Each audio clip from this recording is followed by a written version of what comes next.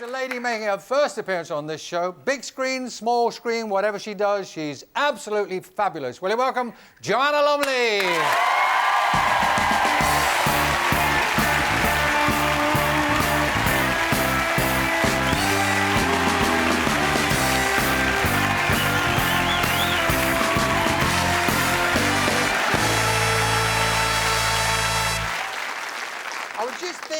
I was just thinking that the last time, I mean, we met sort of socially, but the last time we actually worked, if that's the term, worked together, was on a topless bus. I better qualify that, a bus with no roof. A bus with no roof, and we were driving through the streets of Croydon, you and I, waving at the crowd like it was a royal wedding.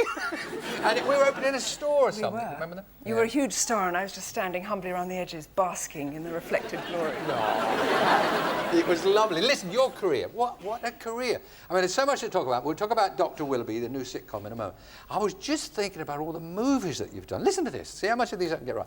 You've done Bond movies, Pink Panther movies, horror movies, Doctor Who, Coronation Street, Steptoe Son, Sapphire and Steel, Class Act, New Adventures, and, of course, Absolutely Fabulous. Yeah. I mean, you're going to take this up professionally. It's just brilliant. I mean, I know that Absolutely Fabulous for you must have been, was a landmark. Yeah. Well, I mean, that was your first real bite at comedy, though, wasn't it? I mean, you've done bits and pieces, but... Yes. I sort of started off in comedy with the BBC a long time ago in a Jilly Cooper show called It's Awfully Bad for Your Eyes, Darling. But then I sort of got sidetracked into being other people's girlfriends. So then I was everybody's girlfriend. And I was on the buses, off the buses, round, up the workers. I was anywhere. I was there as a girlfriend, going, hello.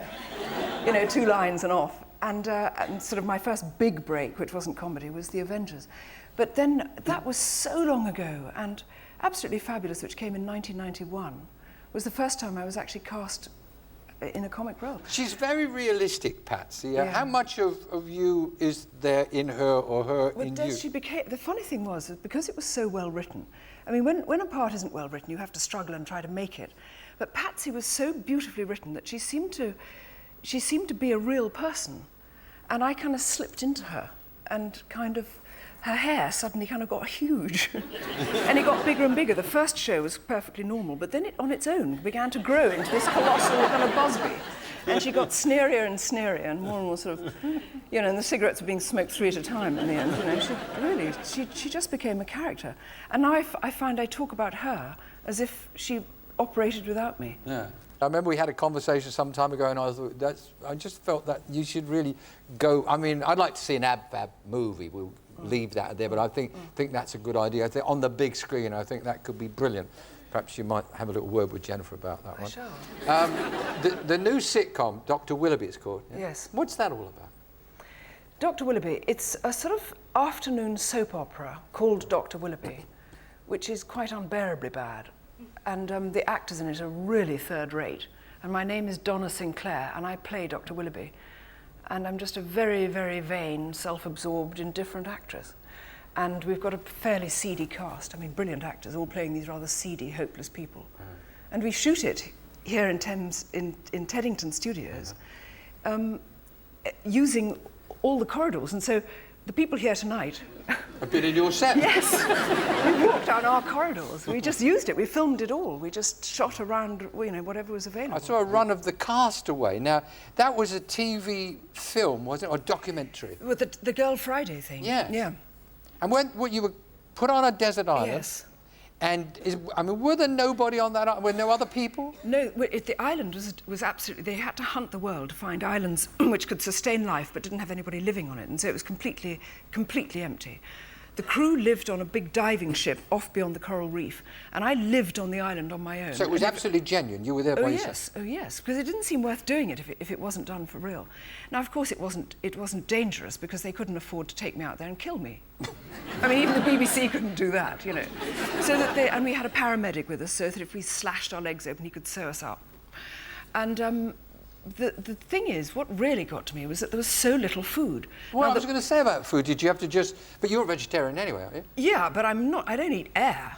I mean, they gave me... The women in the audience will understand this. I don't know, I'm being unkind to men. Men cook a lot too, but women will know how much a pound of rice is. It's very little. 1 pound of rice, and that's all I had for 9 days.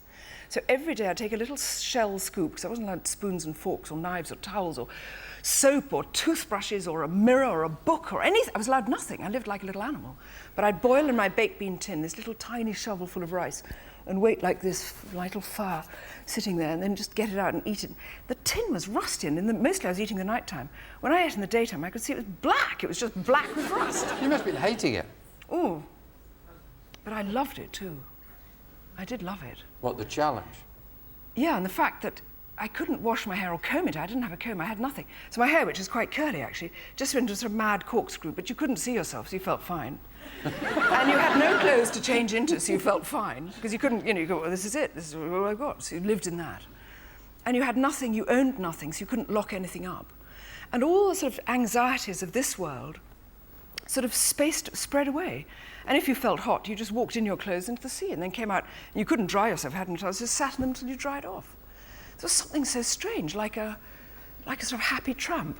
And the funny thing is, Des, 2 days ago, the reason I look a little bit bronzato is that I've just returned from the island. I've been back there, that same island. They rang me up and said, the island, what you didn't know is when you were cast away, the island had been sold for development. And we didn't tell you because we knew it would break your heart. And it's now been developed. And I went, oh, I can't bear it. That little desert island. They said, but it's been done beautifully. I went, shan't go. Anyway, eventually they persuaded me. They said, go back there and make a little bit more film, see what it's turned into. I can't tell you how afraid I was because I got to love that island. It had fish eagles and turtles and dolphins, and I thought, it'll all be gone. It'll be covered with concrete. Well, the thing is, we flew around it on a seaplane. And I said, well, where are the houses? Everything was just tucked in, little straw beautiful huts, but they were beautiful little bungalows, little tiny straw dwellings, little sandy paths. All they'd done was they'd got rid of the mosquitoes and the sandflies and had left everything like the white beaches and the rough interior and the great trees and the crystal water, all that was there. Only this time there was more than a pound of rice. I didn't have to light my own fires and I could sleep on a cool bed with a fan. Any so Bollinger? It's fantastic. Bollinger just boring up on me. It was fantastic. So I was so thrilled. On the original visit, as Yeah. I recall, I'm trying to remember exactly what you did. You did something with your bra. You were very Yeah. ingenious. You used the bra for what was not its original intention. No. Original intention, you just go, sorry. Off it came. I had this, because it had been pouring rain, late monsoon, I had sopping wet shoes. And I couldn't get them dry, and because I was living in a cave at that point with lava, really like razor blades to cut my feet, I couldn't walk barefoot, so I had to have these terrible gym shoes on, you know, these trainers, sopping wet. And I was getting trench foot. I was getting foot rot. And I thought, I've got to change this and be able to walk barefoot. And I thought, if I take the insoles out and dry them, I could tie them on. What could I tie them on with? My bra. So I cut my bra up, and if you were very, very well endowed and had tiny feet, it wouldn't have worked. But I was modestly endowed and with sort of normal feet. And the toe, the bosom, I have to say this, gentlemen, the bosom bit just fitted over the little toe. And I stitched them on with army twine, and these fabulous little espadrilles appeared. And I've still got them. I'm so proud of them. I think I'm prouder of those than of anything I've done. Let me know when you're going to wear them again. I'd like to. Des, I'd have worn them tonight if I knew you were like that.